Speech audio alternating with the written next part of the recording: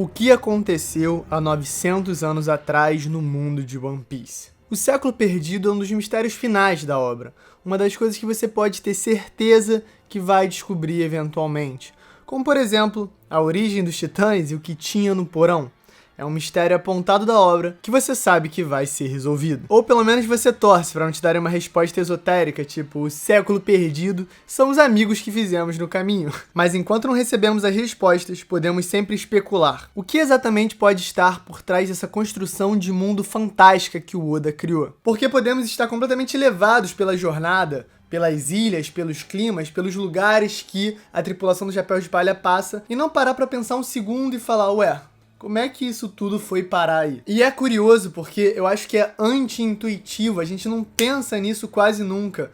Mas você já parou pra pensar que todos os lugares que você já andou provavelmente já se moveram por milhares e milhares de quilômetros pela superfície da Terra? E a gente não precisa voltar lá pra época do Big Bang. A gente pode, na verdade, voltar algumas centenas de milhões de anos, na época que na Terra existia simplesmente um supercontinente chamado de Pangaea. O Oda ama brincar com esses fatos conhecidos, mas não tão conhecidos do mundo, sempre referenciando e inserindo coisas na obra. O Japão é um país que sofre muito de terremotos. Já tiveram alguns desastres naturais bem sérios lá. Até os prédios são equipados com construções anti-terremoto. Então me pergunto se a pessoa japonesa média é mais ciente das placas tectônicas e dos seus efeitos do que um brasileiro, por exemplo, considerando que a gente está num lugar muito abençoado geograficamente, não temos que ficar pensando exatamente no efeito das placas tectônicas na nossa vida. Afinal, não tem terremoto, maremoto, vulcão, nem nada parecido aqui no Brasil. Fora casos pequenos ou raros, eu sei que às vezes rola umas paradas doidas. Mas tem sempre coisas piores, né? Falando em coisas piores, temos os Tenryubitos em One Piece. Toda a construção e caracterização desses personagens é curiosa no mangá. Eles são apresentados como a elite das elites, e como de costume, parecem possuir segredos e mistérios inacessíveis ao resto do mundo. O próprio Doflamingo, que é considerado um ex-Tenryubito, sabe sobre o grande tesouro de Marijoa.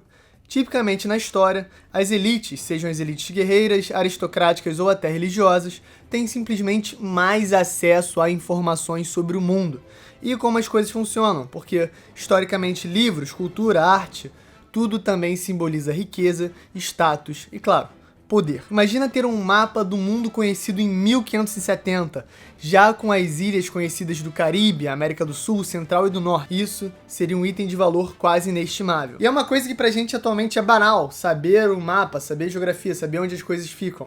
Há 500 anos atrás, isso era uma informação que mudava o rumo de reinos e nações inteiras. Os dragões celestiais gostam de mostrar que sabem mais. Provavelmente suas bibliotecas transbordam com conhecimento do mundo que ninguém mais tem acesso. Afinal, o nome do castelo deles se chama Pangaea. O castelo que está no topo da Red Line e tem o exato mesmo nome do supercontinente que existia aqui na Terra há 300 milhões de anos atrás. Curioso, né, seu Oda Sensei? E se todas as ilhas de One Piece talvez não fossem só ilhas, mas também pedaços de um grande todo? Algo que segue uma espécie de padrão, mesmo sendo completamente caótico, é o clima em One Piece. Porque ele é relativamente estável no resto do mundo, mas a Grande Rota em específico é completamente maluca. Cada ilha tem um clima diferente. O oceano inteiro, na verdade, tem um clima completamente imprevisível, e quando vamos para o Novo Mundo, as coisas só pioram. Fora isso, cada ilha tem o próprio campo magnético. Por isso que quando você chega no Novo Mundo, os campos magnéticos ficam mais imprevisíveis, e aí um log pose normal não é o suficiente, você precisa daquele log pose de 3 bússolas, o especial do Novo Mundo. E se estamos assumindo que de fato existe um supercontinente no mundo de One Piece, assim como no mundo real, precisamos também entender que pistas o Oda pode ter deixado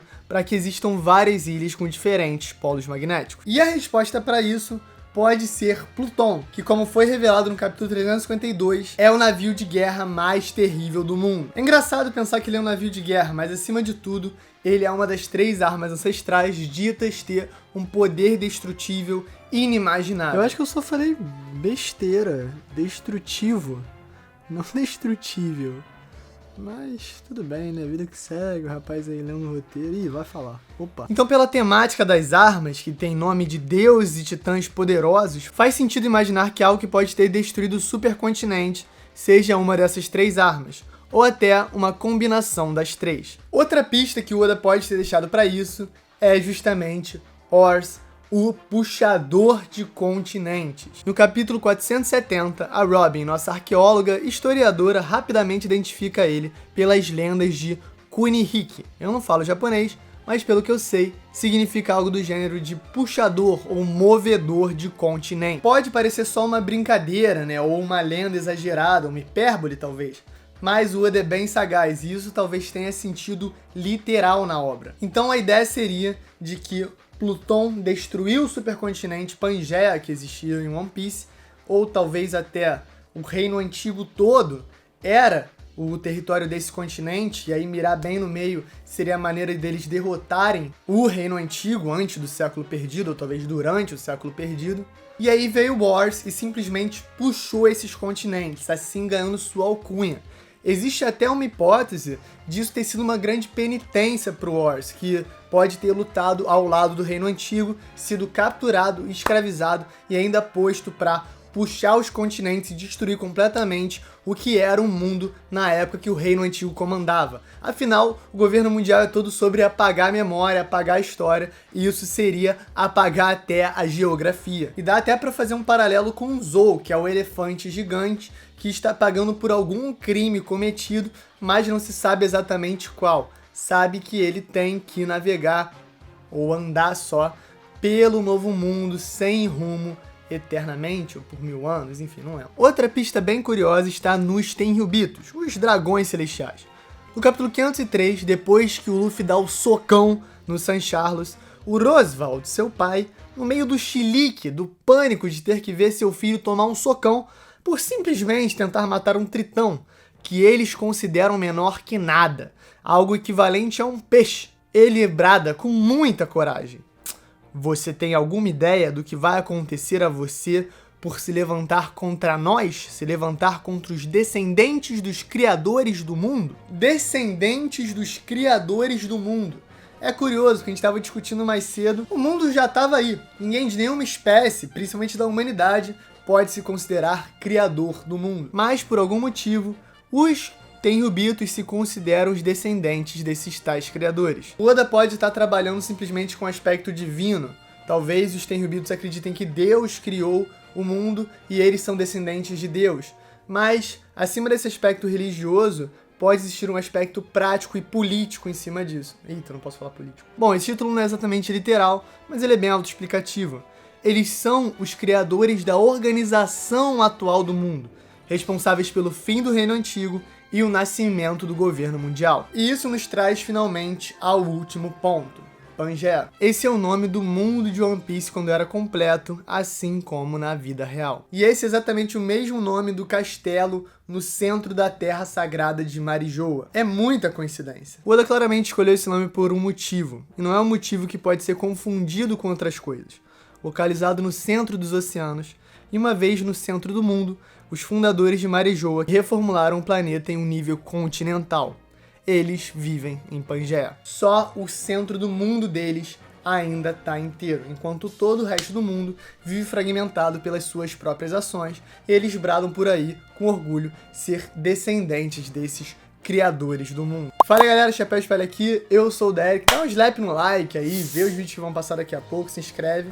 Mas antes de passar vídeos, qualquer coisa, eu vou agradecer a Kanami, esposa do Henrique, foi lá ver o casamento deles, e como agradecimento eu vou comer ao vivo esse doce japonês aqui que ela deu de presente. Tem mais, né? Então ao fim dos vídeos provavelmente eu vou provar. Aqui, cara, que marotagem, olha só a embalagenzinha, cara, que coisa fofinha. Vou provar.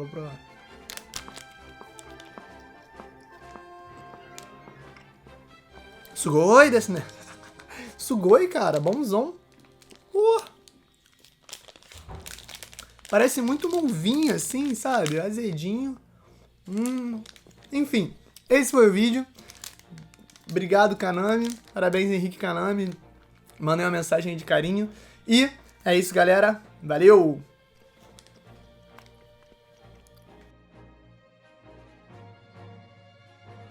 Pode palha secreto. Então, gente, fim de ano, né?